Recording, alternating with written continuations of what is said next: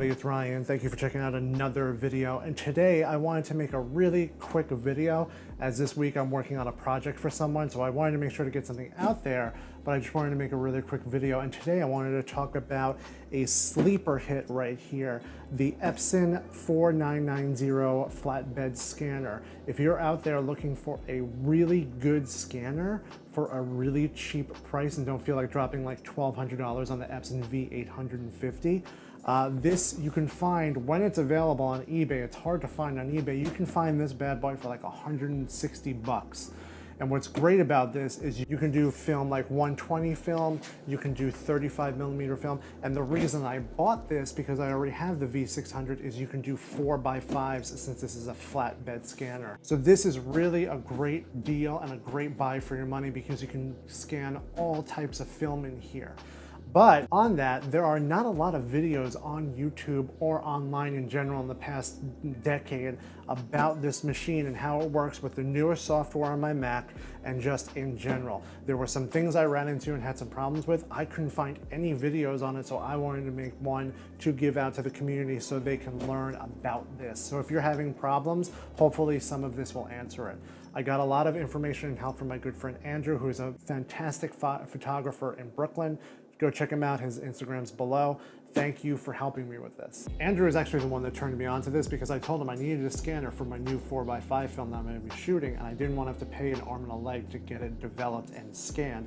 He told me about this and I was pumped because I can scan it at home and be able to edit it and everything on my own at home with Negative Lab Pro. So let's go over a couple of things about this and then also about the software experience so you don't run into the same problems I did. First and foremost, like the first and foremost thing is something going on back here, which is this wire right here. This wire directly connects the top scanner part to the bottom scanner, which then in turn goes into the computer. If this is not present and can't plug into this part down here, or if you don't see this in the image, do not buy it. When I got it, this was not plugged in. So I scanned my images and it was just showing the image from the flatbed part, and it was wrong and it didn't look right at all. It looked like horse shit. And I was freaking out. I just spent $160 on this scanner that's not gonna do what I need.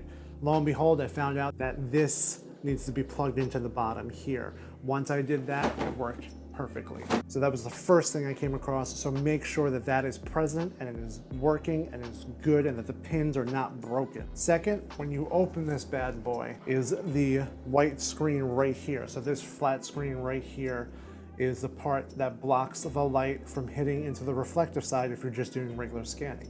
Want to make sure we take that out and put that to the side, or use it as a fan if you're hot, whatever you want. I don't care, it's your workflow. And now we have the top scanner and the bottom scanner. So when we scan our negatives, whether it's 35, 120, or 4x5 or 8x10, we're gonna be able to get a proper image in our scanner. So let's turn this on, which you actually do right here as opposed to on the side with the V600. And let's put a piece of film in there. Yes, I know that wasn't proper, but I've scanned this already. So close the lid. And now the second hurdle I ran into that I want to make sure everyone knows about. I am using a pretty new MacBook Pro with Big Sur macOS 11 on here. Epson Scans software, Epson Scan 2, that comes with the V600 will not work with this machine at all. It won't even see it. So then I was freaking out. Great, it works, but now how am I gonna scan it? I tried Silverfast. I don't like Silverfast. It gives me these gross negatives. I just don't like it. It's too complicated. Give me something simple to scan and let me edit on my own later.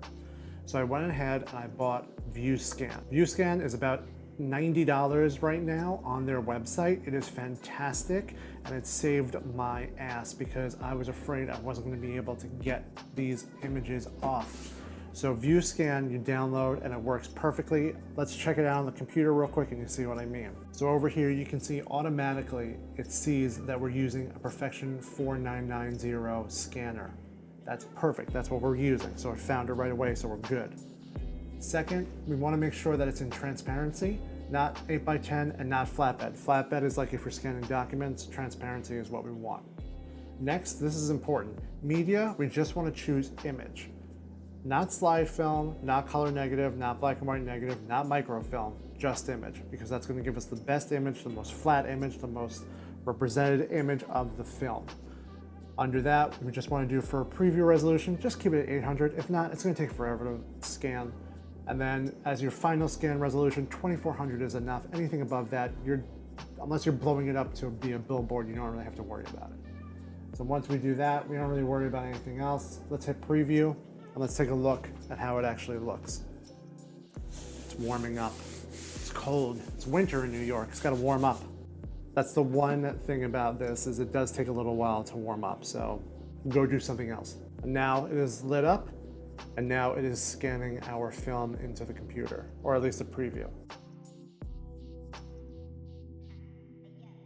All right, so it is done scanning, and as you can see, I didn't put it properly in the middle of the film, but that's fine, again, for demonstration purposes. And you can see here that just like in other programs, we can choose which slide or which piece of film we want to scan individually. We just highlight it, we hit scan, and then it's off to the races and it starts scanning. So once you get it out, you can actually export it in RAW, which with like Epson, you can't, you have to export it in a TIFF. When we do it with RAW and we put it into Lightroom and use Negative Lab Pro, we get a much sharper, better image. So that's another great benefit of using ViewScan. But that's really it. I know this is a really short video, but I just wanted to get something out there to show everybody how to use this, because I had some trouble and there were no videos out there for this.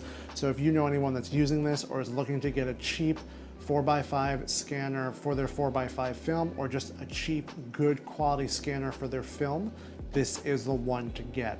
I will try to link something below for something in eBay, but these are really hard to find. But if you find one, get it as soon as possible. As long as it works, as long as this is there, you're gonna love it and it's gonna do everything you need. I hope you enjoyed this video. If you did, please share, thumbs up, like, subscribe, show this to people that are getting new scanners so they have a little bit of an idea. Thank you so much. Remember to just shoot, and I'll see you in the next one.